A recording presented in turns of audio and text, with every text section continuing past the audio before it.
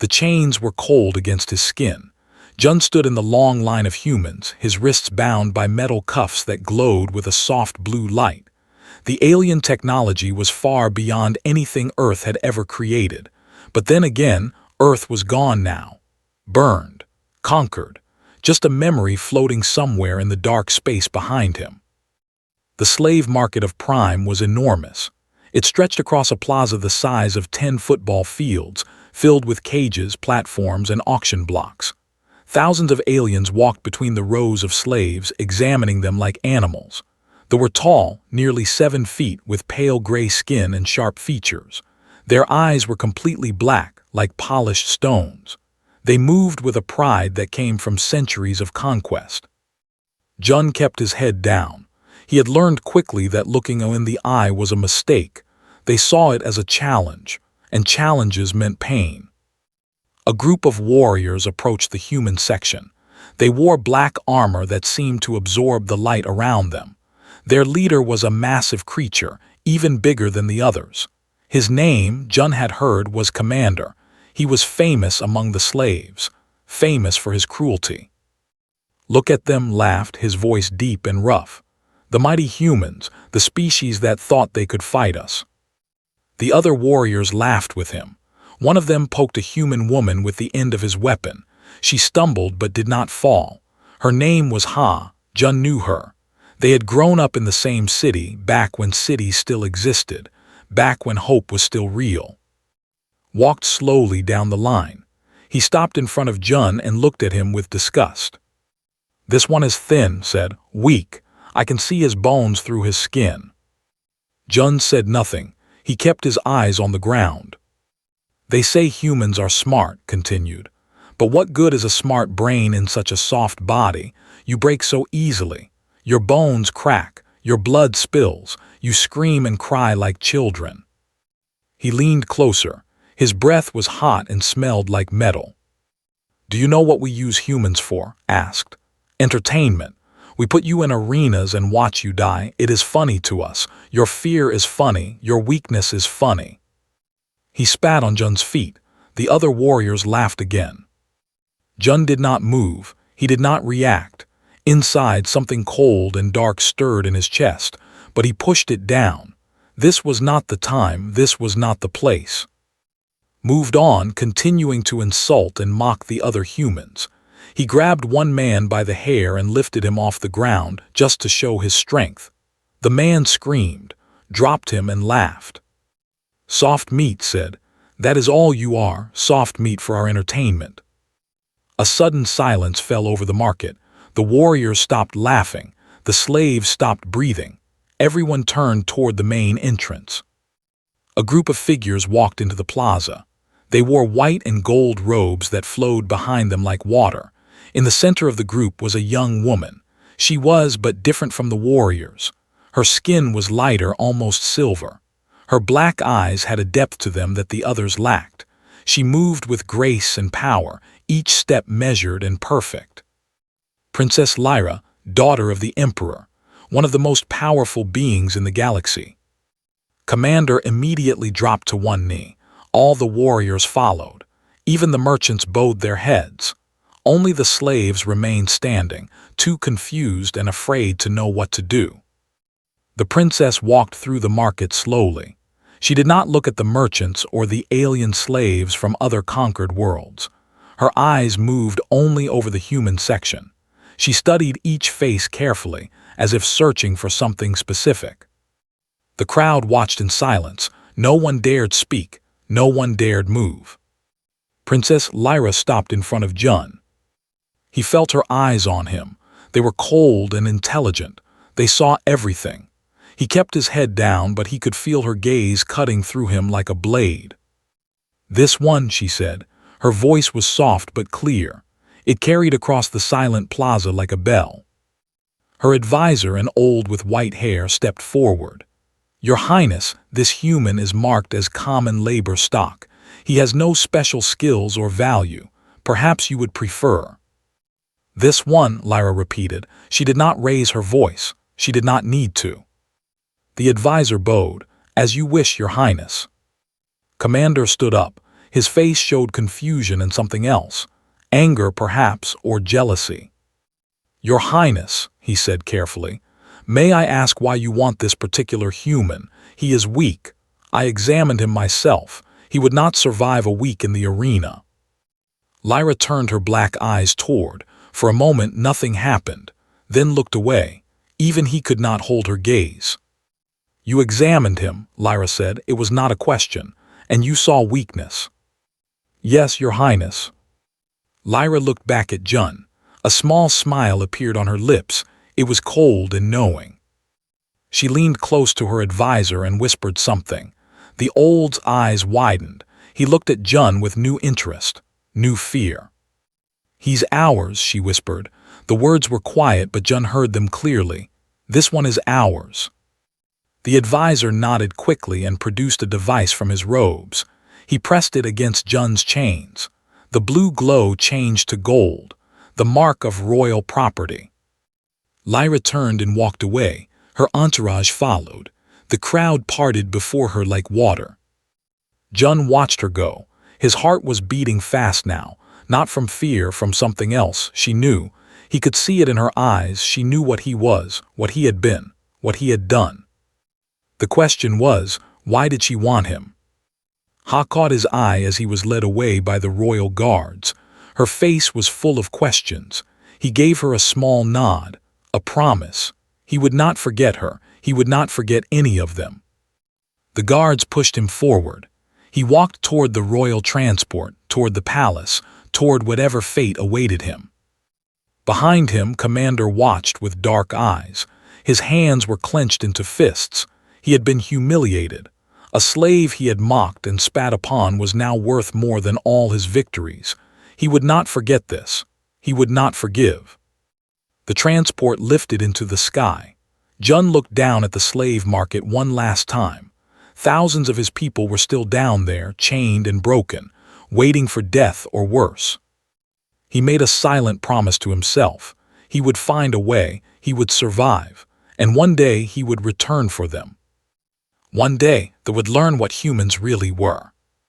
The transport disappeared into the clouds, carrying him toward his new life.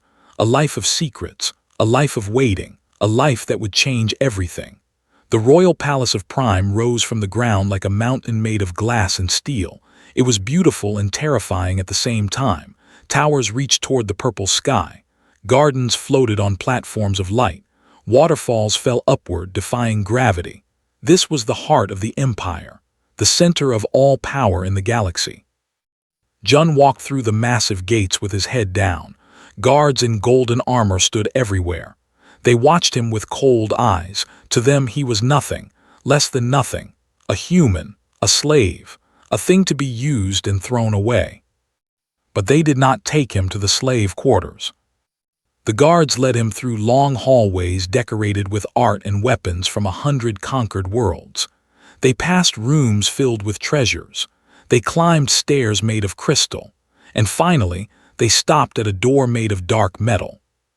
"These are your quarters," one guard said. His voice was flat, emotionless.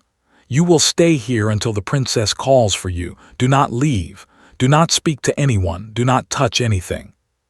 The door opened. Jun stepped inside. The room was larger than any house he had ever lived in on Earth. Soft light came from the walls. A bed with clean white sheets stood in the corner. There was a table with food on it. Real food, not the gray paste they fed to slaves. The door closed behind him. He heard the lock click. Jun stood in the center of the room for a long time. He was waiting for the trap, waiting for the punishment. This had to be a trick. They did not treat humans like this. They beat them. They starved them. They worked them until they died. But nothing happened.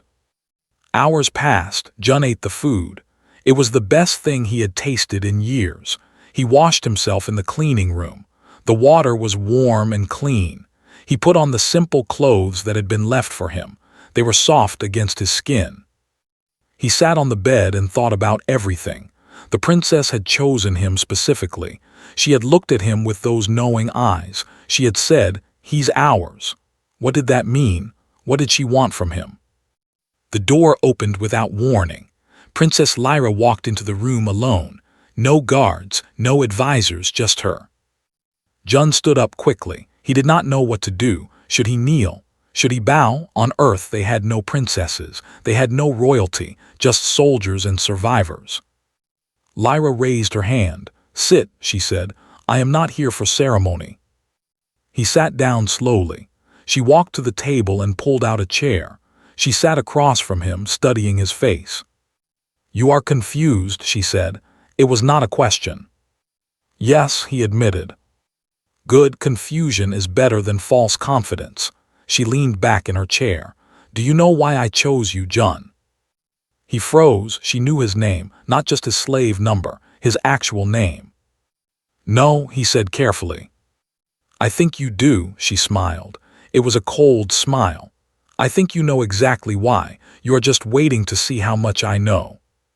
Jun said nothing. His hands were still on his knees, calm, controlled, but inside his mind was racing. Lyra stood and walked to the window. Outside, the city spread out beneath them like a carpet of lights. "I have studied your species," she said. "For years, I have read your histories, I have watched your battles, I have analyzed your strategies." She turned to look at him. "Humans are fascinating creatures. You are weak. Your bodies break easily. You cannot breathe in many atmospheres. You need food and water constantly. By every measure, you should be one of the weakest species in the galaxy." She paused. "And yet you nearly destroyed us." The words hung in the air. Jun felt his heart beating faster. "The war against Earth lasted 3 years, Lyra continued. "We expected it to last 3 weeks. We had better ships, better weapons, better soldiers, but you fought. You would not stop fighting. Every time we destroyed one of your cities, you built new defenses. Every time we killed your leaders, new ones appeared. You were like water. We could not hold you. We could not crush you." She walked back to the table and placed her hands flat on the surface. "Operation Last Light," she said softly. "Do you know what that is?" Jun's blood turned cold. 12 human soldiers, Lyra said. 12. They infiltrated 3 of our warships using stolen technology and improvised weapons. They destroyed all 3 ships from the inside. 10,000 warriors died. 10,000 because of 12 humans. She looked directly into his eyes. "You were one of those 12, Jun. You were the leader." Silence filled the room. Jun could hear his own breathing. He could hear his heart pounding against his ribs. "How do you know this?" he asked. "We recovered data from the wreckage, partial records, names, faces." She tilted her head. "It took me 2 years to find you. You hid well. You pretended to be a simple farmer from a destroyed colony, but your hands gave you away." She reached across the table and took his hand. She turned it over, studying his palm. "These are not the hands of a farmer," she said. "These are the hands of a soldier, a killer. The calluses are wrong, the scars are wrong, everything about you is wrong." She released his hand and sat back. "So," she said, "now you know that I know. The question is, what happens next?" Jun looked at her. "You should execute me." "Yes, that would be the logical thing to do," she smiled again. "But I am not interested in logic. I am interested in survival." She stood and walked to the door. "The Empire is powerful," she said without turning around. "But we are not invincible. A new enemy has appeared at our borders. They are called They are not like us. They are not like any species we have fought before. They do not negotiate. They do not retreat. They consume everything in their path." She opened the door. "Our warriors are trained to fight with honor, with rules, with structure. They have no honor, no rules, no structure. They fight like animals, like chaos itself." She finally turned to look at him. "They fight like humans." Jun understood. Finally, he understood. "You need me," he said. "I need what you are," she replied. "I need your adaptability, your unpredictability, your willingness to do whatever it takes to survive." She paused. "I am offering you a choice, Jun. You can remain a slave. You can live in this comfortable room until you die of old age, or you can become something else. something that has never existed in our empire before. And what is that? Princess Lyra smiled. It was the first real smile he had seen from her. It was beautiful and terrifying. My weapon, she said, my secret, my answer to the chaos that is coming. She stepped through the door. Think about it, she said. I will return tomorrow for your answer. The door closed. Jun was alone again. He sat in the darkness for a long time. He thought about Earth. He thought about his fallen comrades. He thought about the thousands of humans still in chains. And he thought about revenge. When the morning light came through the window, he had made his decision. Word spread quickly through the palace. The princess had taken a human slave as her personal property, not for labor, not for entertainment, for something else, something no one could understand. Commander heard the whispers, he heard the questions, he heard the jokes, and each word burned like fire in his chest. He had served the Empire for 60 years. He had conquered 12 worlds. He had killed more enemies than he could count. And now, everyone was talking about a human, a weak, pathetic human that he had spat upon in the slave market. It was an insult, a humiliation. He could not let it stand. Went to the Emperor's advisor, an old politician named Lord. He requested a special demonstration in the training arena. He said it was for the education of the young warriors. He said it would teach them about the weakness of conquered species. Lord agreed. He thought it sounded entertaining. The arena was in the eastern wing of the palace. It was a circular pit surrounded by rising seats of stone. The floor was covered with sand that had been stained dark by years of blood. This was where warriors trained. This was where they proved themselves. On the day of the demonstration, the seats were full. Noble families filled the upper levels. Warriors in black armor lined the middle rows. And at the very top, in a private box of gold and glass, sat Princess Lyra. Her face showed nothing. Her black eyes watched everything. Jun was brought into the arena by 2 guards. They removed his chains and pushed him forward. He stumbled but did not fall. The crowd laughed. Commander stood in the center of the arena. Beside him was a young cadet, barely 20 years old. The cadet was large and muscular, eager to prove himself. Today, announced, his voice filling the arena, we will show you the true nature of humans. They pretend to be intelligent. They pretend to be dangerous, but in truth, they are nothing more than soft meat. The crowd cheered, pointed at Jun. This human has been given special treatment by our beloved princess. Some say he is valuable. Some say he is different from other humans. He smiled cruelly. Let us test that theory. A guard threw a crude blade onto the sand in front of Jun. It was old and dull, barely better than a kitchen knife. The cadet drew his own weapon, a long sword made of shining metal. It hummed with energy. The rules are simple, said. The human must survive for 1 minute. If he does, he returns to the princess with our respect. If he does not, he shrugged. Well, humans are easy to replace. Jun picked up the blade. It was heavy and unbalanced, a terrible weapon. He looked at it for a moment, then looked at the cadet. The young was grinning. He thought this would be easy. He thought this would make him famous. In the royal box, Princess Lyra leaned forward slightly. Her eyes were fixed on Jun. Begin, commanded. The cadet charged. He was fast, faster than any human could be. His sword cut through the air with a sound like thunder. Jun did not move until the last moment. Then, suddenly, he was not where the sword was. He had stepped to the side just enough, just barely. The blade missed him by inches. The crowd gasped. The cadet spun and attacked again. Overhead strike, side slash, thrust to the chest. Each attack was perfect. Each attack was deadly. Each attack missed. Jun moved like water. He flowed around the strikes. He never blocked. He never attacked. He just moved, step, turn, duck, step. His eyes never left the cadet's center mass.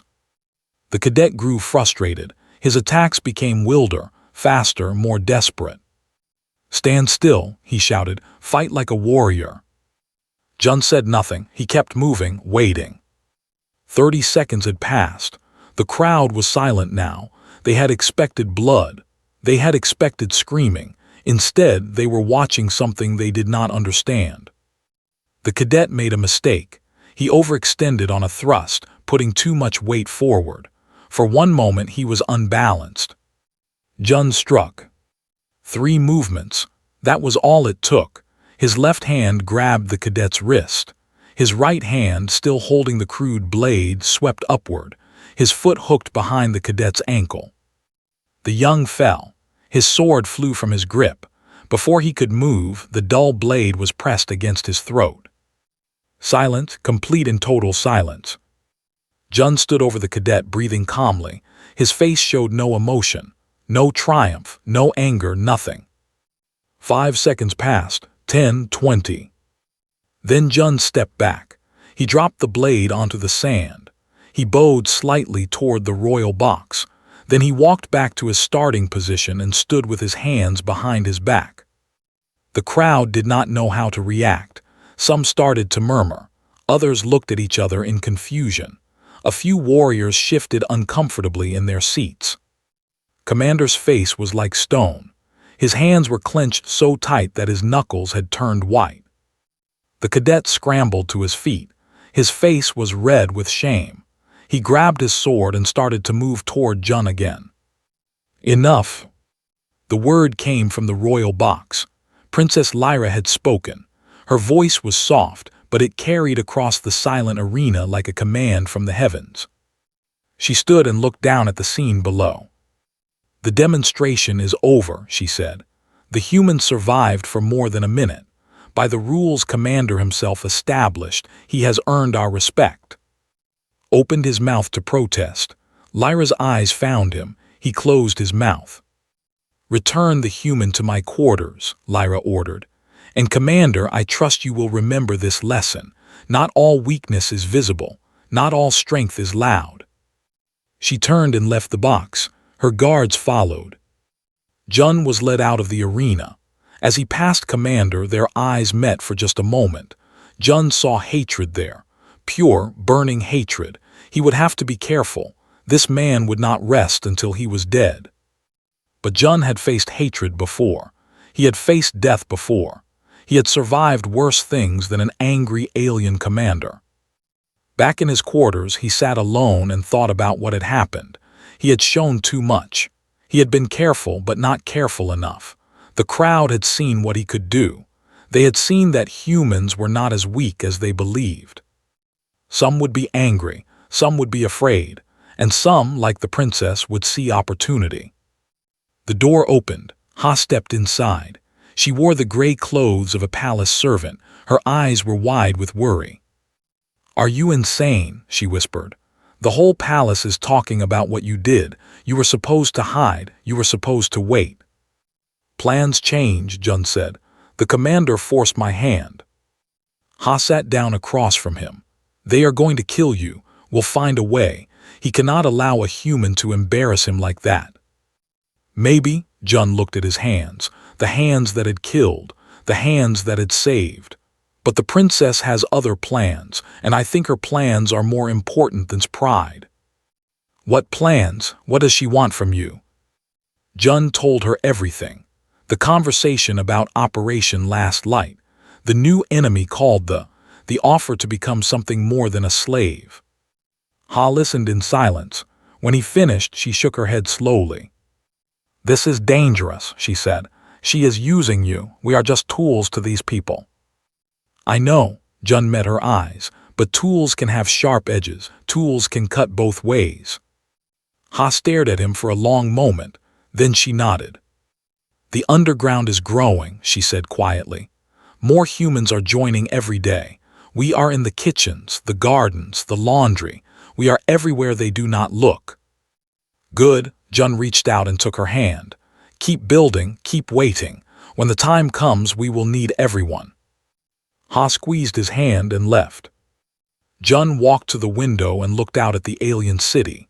Somewhere out there, beyond the stars, an enemy was coming. An enemy that scared even the mighty. He smiled. Let them come. 3 days passed after the arena incident. 3 days of silence. 3 days of waiting. Jun stayed in his quarters, eating the food that was brought to him, watching the alien city through his window and thinking. On the 4th day, Princess Lyra came. She did not knock. She simply walked in as if she owned everything, which in a way she did. You surprised me, she said, sitting down in her usual chair. I did not expect you to reveal yourself so publicly. I had no choice. The commander wanted blood. Is a fool. Lyra waved her hand dismissively. He thinks strength is about muscles and weapons. He does not understand real power. She pulled a small device from her robes and placed it on the table. It was flat and round, like a coin. She pressed the center, and suddenly the room filled with light. Images floated in the air around them. Ships, battles, planets burning, and humans. Thousands of humans fighting and dying across a dozen different worlds. This is everything we recovered from the war, Lyra said. Every battle, every strategy, every recorded moment of human resistance. Jun watched the images flash past. He saw faces he recognized. Friends, comrades, people who had died beside him. His chest tightened, but he kept his face calm. Your species should have surrendered in the first week, Lyra continued. That is what every other civilization has done. They see our ships in their sky and they give up. They know they cannot win. But humans, she shook her head slowly. Humans are different. She gestured and a new image appeared. A planet, blue and green, hanging in the darkness of space. Earth, she said softly, your home world. When we arrived, we expected to find a simple species, primitive, divided, easy to control. She laughed, but there was no humor in it. We were wrong. The image changed. Now it showed battles. City streets filled with fire and smoke. Soldiers in makeshift armor charging against towering warriors. Ships made of scrap metal flying suicide missions into enemy cruisers. You fought with everything, Lyra said. Kitchen knives, farming tools, vehicles designed for peace turned into weapons of war. When we destroyed your armies, your civilians picked up weapons. When we killed your leaders, children led the resistance. When we thought we had won, you attacked from underground, from the water, from the air. She paused. We burned your world, we killed billions, and still you would not stop. Jun's hands were shaking now. He could not help it. The memories were too strong. The pain was too fresh. Why are you showing me this? He asked. Lyra looked at him with those deep black eyes. Because I need you to understand. I am not your enemy, Jun. I am perhaps the only who truly respects your species. She pressed the device again. The images changed once more. Now they showed something different, something horrifying. Creatures filled the air around them. They were not like anything Jun had ever seen. Part machine, part organic. Bodies covered in metal plates and pooling flesh. Limbs that ended in blades and claws. Eyes that glowed with a terrible red light. Lyra said, they appeared at our border colonies 2 years ago. We thought they were just another species to conquer.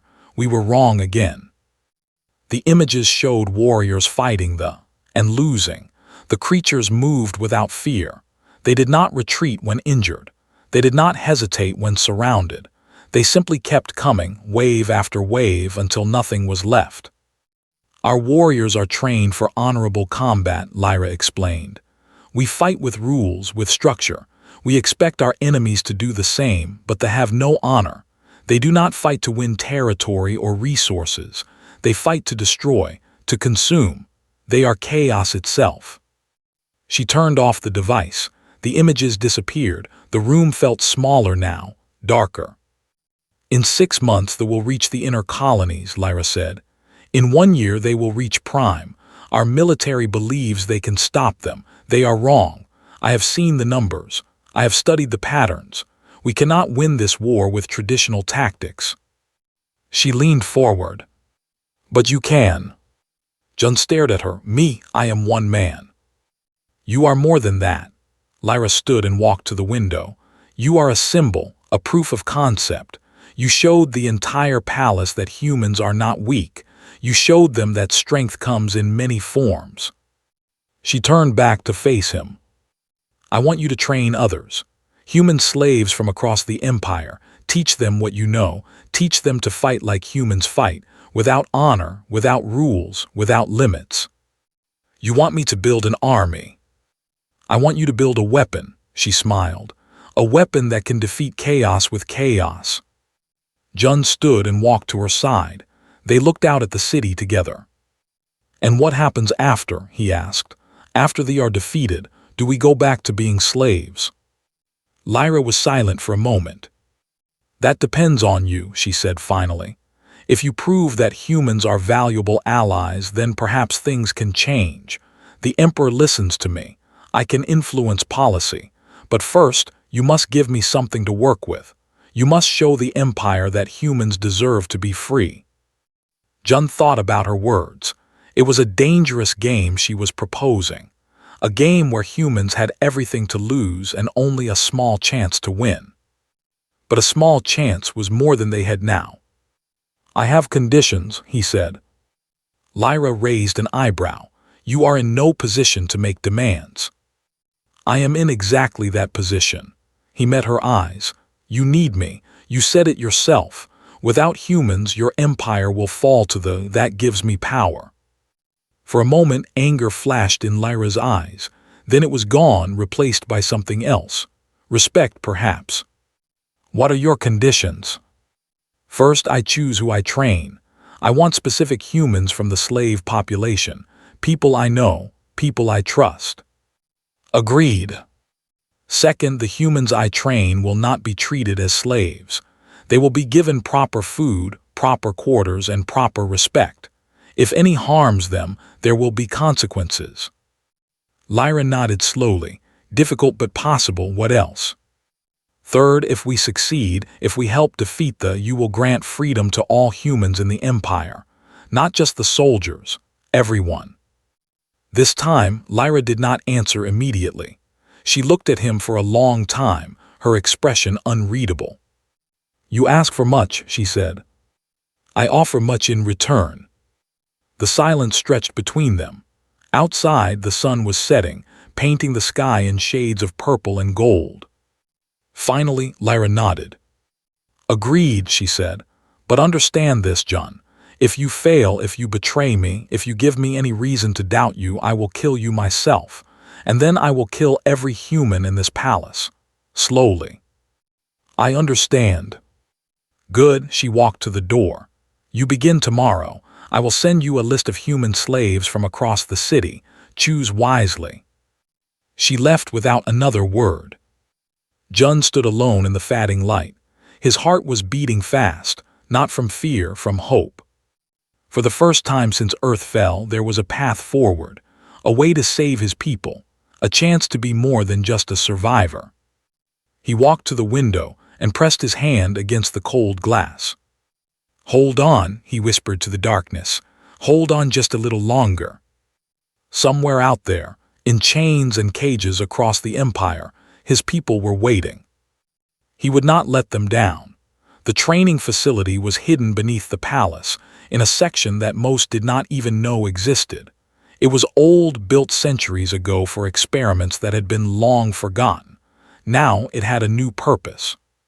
37 humans stood in a line before Jun. They were thin and tired, their bodies marked by years of slavery, but their eyes were alive, burning, hungry for something more than chains. Ha stood at the end of the line. She had been the first person Jun requested. She was smart, fast, and connected to every human network in the city. She would be essential.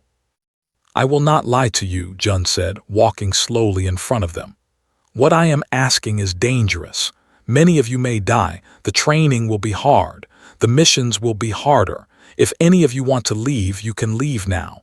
No one will punish you. No one moved. Jun nodded. He had expected this. These were survivors. These were fighters. They had been waiting for this chance their entire lives. Good, he said, then let us begin. The weeks that followed were brutal.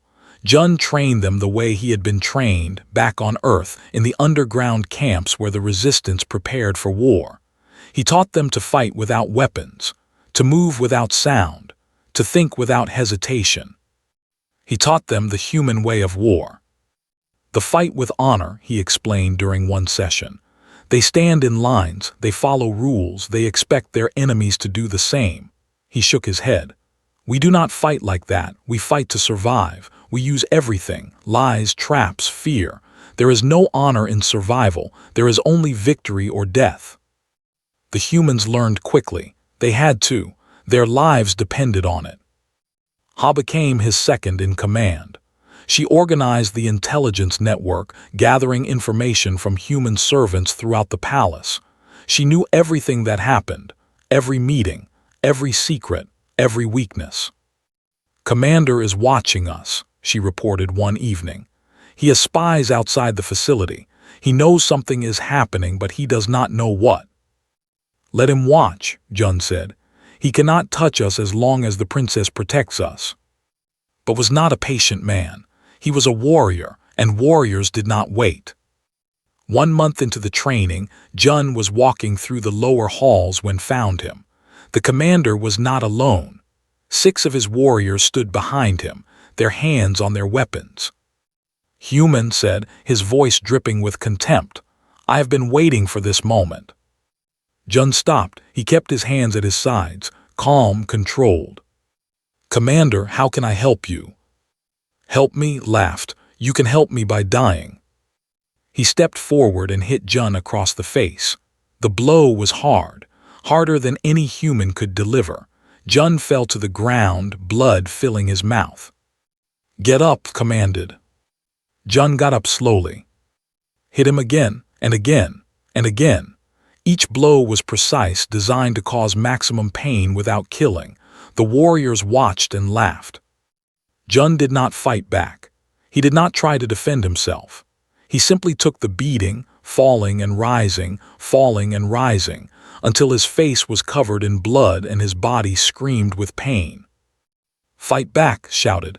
Show me the warrior from the arena. Jun said nothing. He stood on shaking legs and waited. Grabbed him by the throat and lifted him off the ground. His black eyes were wild with rage. Why do you not fight? Why do you embarrass me again? Because, Jun whispered through broken lips, this is not the time. His eyes widened with confusion, then with anger. He threw Jun against the wall and raised his fist for a killing blow. Enough. The voice cut through the air like ice. Princess Lyra stepped out of the shadows. Her face was calm, but her eyes were burning with cold fury. Froze, his fist was still raised, but he did not strike. Your Highness, he said, this does not concern you. Everything in this palace concerns me. Lyra walked forward until she stood between and Jun. This human is my property. You are damaging my property. That concerns me very much. He is just a slave, a worthless. He is mine. Lyra's voice dropped to a whisper. It was more terrifying than any shout. And if you ever touch what belongs to the crown again, I will have your rank, your title, your future. I will take everything from you, Commander. Do you understand? His jaw tightened. His warriors shifted nervously behind him. I understand, he said finally. Good, now leave. Turned and walked away. His warriors followed. But before he disappeared around the corner, he looked back at Jun. The hatred in his eyes was deeper than ever. When they were alone, Lyra knelt beside Jun. Her expression changed. Not quite concern, something closer to curiosity. You could have fought back, she said. You could have beaten him, why did you not? Jun coughed blood onto the floor. Because beating him would have felt good for a moment, but letting him beat me gives me something better. What? A witness, a story.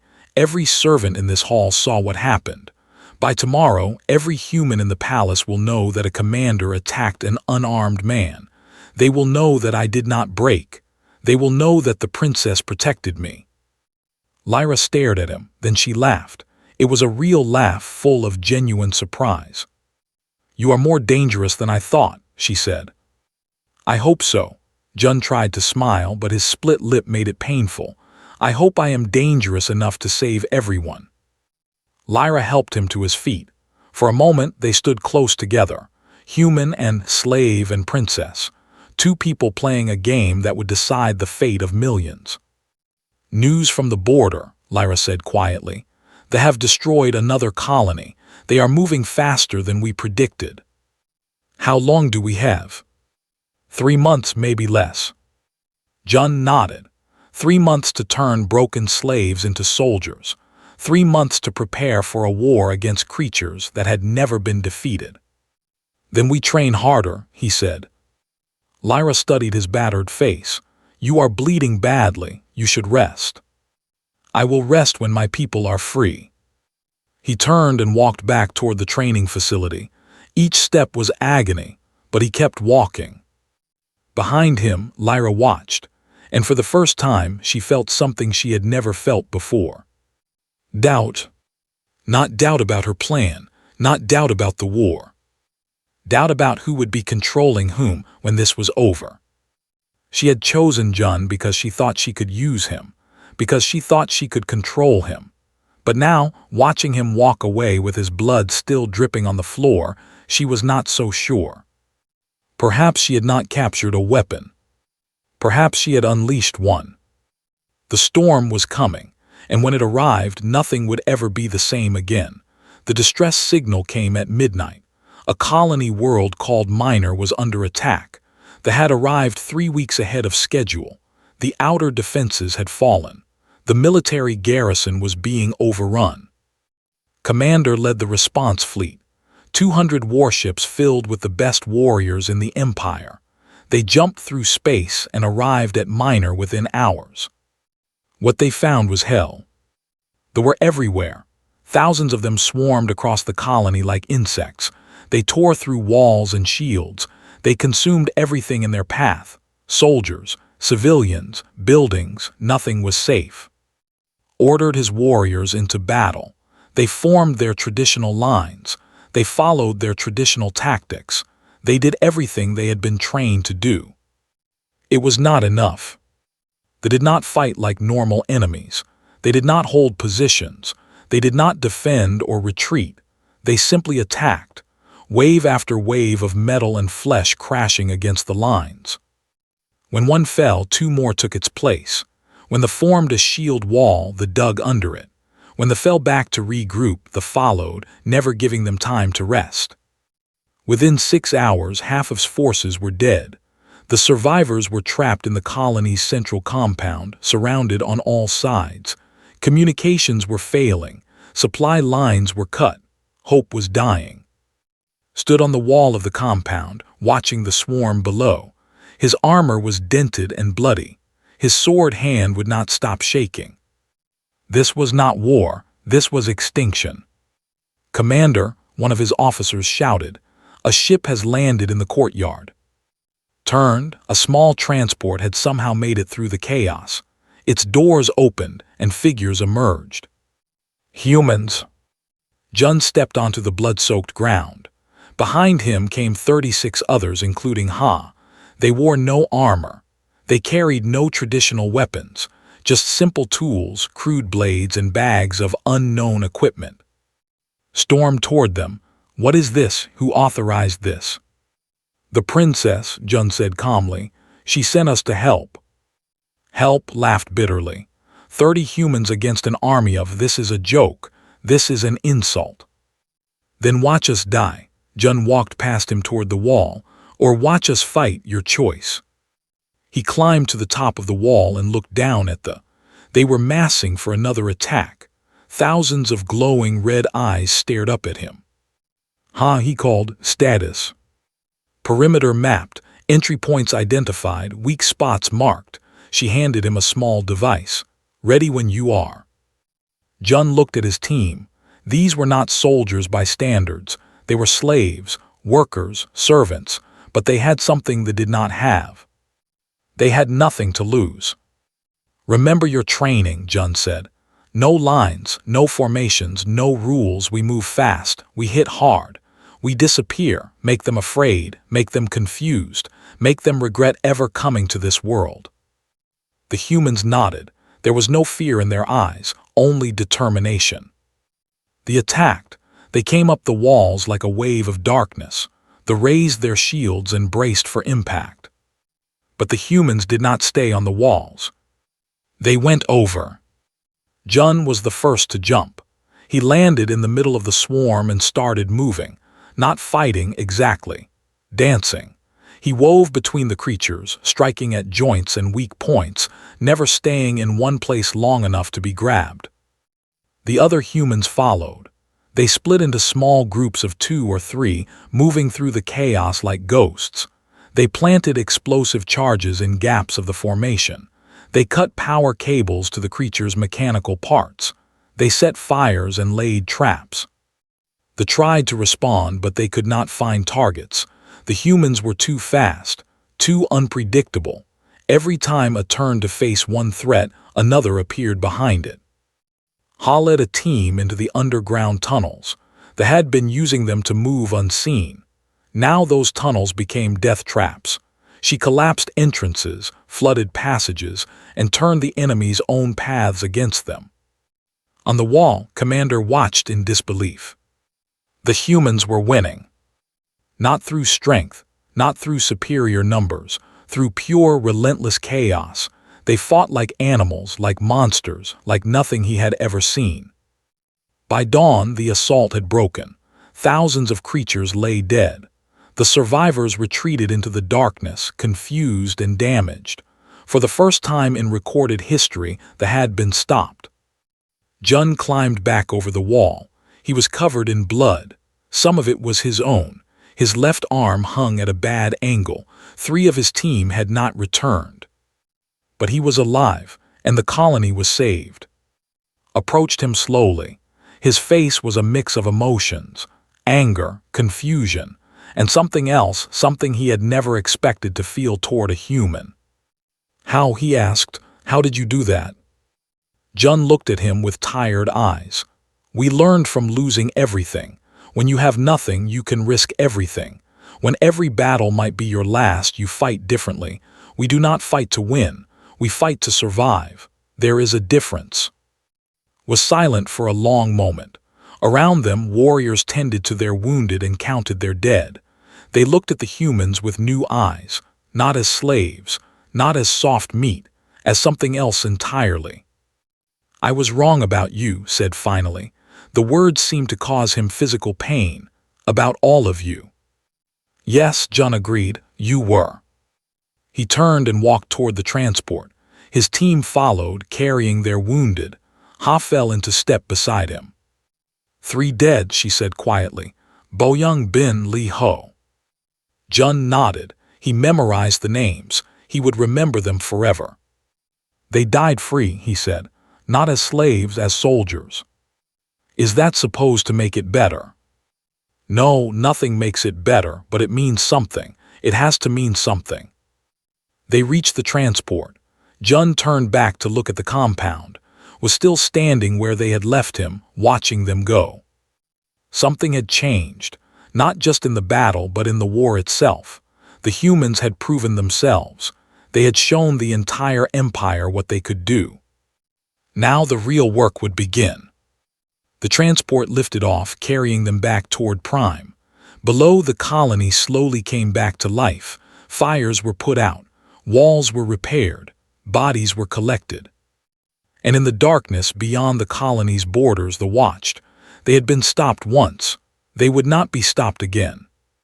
The war was far from over. But for the first time, the humans had hope. And hope, as Jun knew, was the most dangerous weapon of all. The throne room of the Empire was the largest enclosed space Jun had ever seen. Columns of black stone rose toward a ceiling so high it disappeared into shadow. Golden light fell from floating crystals, and at the far end, on a throne made of conquered weapons and alien bones, sat the Emperor himself. Emperor was old, ancient by standards. His gray skin had turned almost white with age. His black eyes had faded to deep gray, but his presence still filled the room like a physical weight. This was the being who had conquered 1,000 worlds, who had crushed civilizations beneath his feet, who had ordered the destruction of Earth. Jun walked toward the throne. His footsteps echoed in the vast silence. Behind him came Princess Lyra and, surprisingly, Commander. Around them, the noble houses of the Empire watched from elevated platforms. Hundreds of black eyes followed the human's every move. He stopped at the designated spot, 30 feet from the throne. According to protocol, he should kneel. He should press his forehead to the ground and wait for permission to speak. Jun did not kneel. He stood straight and met the Emperor's gaze. The crowd gasped. Whispers rippled through the platforms. No one had ever stood before the Emperor without bowing. It was unthinkable, suicidal. Emperor raised his hand. The whispers stopped. "This is the human," he said. His voice was surprisingly soft, but it carried to every corner of the room. "The one who saved Minor." "Yes, father," Princess Lyra stepped forward. "Jun, former soldier of the Earth Resistance, current commander of our human auxiliary forces." "Commander," the Emperor tested the word, "a strange title for a slave." "He is no ordinary slave," Lyra said, "as the reports clearly show." The Emperor studied Jun for a long moment. "I have read the reports. I have seen the recordings. I know what you did at Minor." He leaned forward. "What I do not understand is why." Jun took a breath. "Your Majesty, why did you fight for us? We destroyed your world. We killed your people. We put you in chains. By all logic, you should want us dead. You should be waiting for them to finish what they started." The question hung in the air. Every eye in the room was fixed on Jun. "You are right," Jun said. His voice was calm and clear. "I have every reason to hate you, every reason to want revenge. I have dreamed of watching your empire burn." The crowd shifted uncomfortably. Guards reached for their weapons. "But revenge does not feed empty stomachs," Jun continued. "Hatred does not keep children warm at night. I could spend my life fighting you. I could die cursing your name, and in the end my people would still be slaves." He took a step forward. The guards moved, but the Emperor raised his hand again, stopping them. "Or I could do something different. I could prove that humans are worth more than chains. I could show your empire that we can be allies instead of property. I could build a future where my people are free." He met the Emperor's eyes directly. "That is why I fought, not for you, for them." Silence filled the throne room. No one moved, no one breathed. Then Commander stepped forward. He walked past Jun and stopped at the foot of the throne. "Your Majesty," he said, "I have served you for 60 years. I have killed your enemies and conquered your targets without question. I have never asked for anything in return."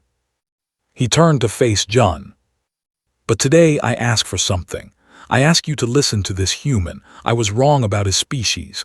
We were all wrong. They are not weak. They are not soft. They are survivors. And right now, survival is what we need." He knelt before Jun. The crowd gasped again. A commander kneeling before a human slave. It was impossible. It was insane. Drew his sword and held it out, handle first. "I offer my blade," he said, using the traditional words of respect, "to a warrior who has earned it." Jun looked down at the sword, then at the Emperor. "I accept your blade," he said, "but I offer something in return." He reached out and pulled to his feet. "I offer partnership, not servitude, not slavery, equal standing in the fight to come." Emperor leaned back on his throne. His expression was unreadable. The silence stretched on and on. Then slowly he smiled. "You are bold, human, perhaps too bold." He stood, and somehow he seemed to grow larger, more powerful. "But my daughter has made a convincing case, and Commander's testimony carries weight." He descended the steps from his throne and walked toward Jun. The crowd held its breath. "I offer you a title," the Emperor said. "War Advisor to the Imperial House. You will train our soldiers in your methods. You will lead our forces against the. You will have resources, authority, and respect."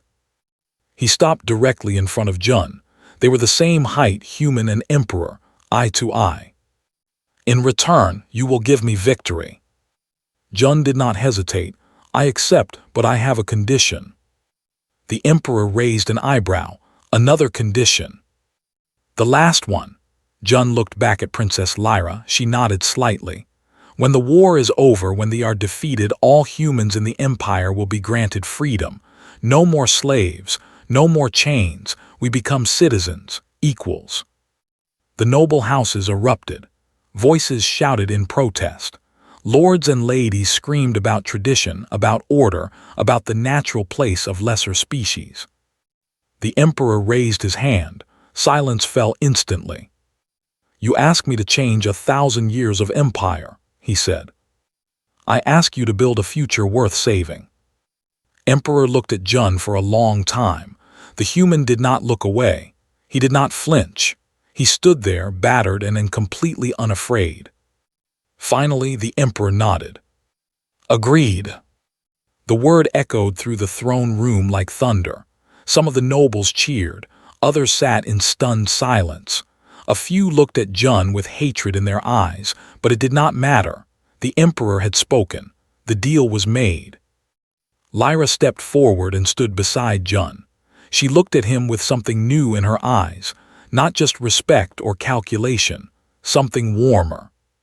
"When I found you in that slave market," she said quietly, "I thought I was buying a weapon." "You were." "No," she shook her head. "I was setting one free, I just did not know it yet." Jun looked out at the assembled nobles, at the warriors and politicians and rulers of a galaxy-spanning empire. They were looking at him now, really looking, seeing him not as a slave but as something else entirely.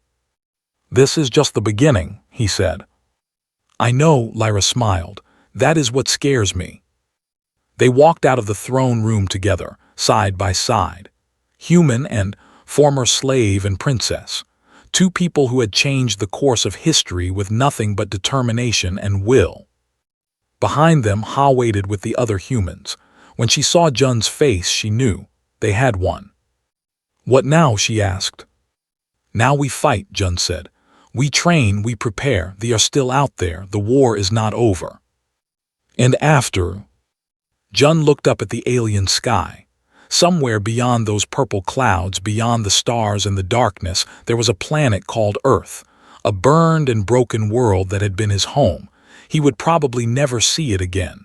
But its spirit lived on, in him, in his people, in every human who refused to break. "After," he said, "we build something new, something better, not just for humans, for everyone." Ha nodded. The other humans gathered around them. 33 survivors of a war that had nearly destroyed their species. Now they were the first wave of something greater. The galaxy had mocked humanity as weak, fragile, broken.